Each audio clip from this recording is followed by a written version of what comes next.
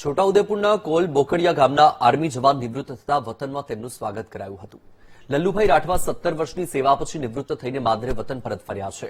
તેમનું Chhota Udepur railway station ખાતે ઢોલ માદલ વગાડીને સ્વાગત કરાયું હતું। છોટાઉદેપુરના આદિવાસી સમાજમાં પરંપરા છે કે સેનામાંથી નિવૃત્ત થઈને વતન પરત આવતા જવાનનું વાજતે ગાજતે સ્વાગત કરવામાં આવે અને તેમનું પરચુરો કાઢવામાં આવે।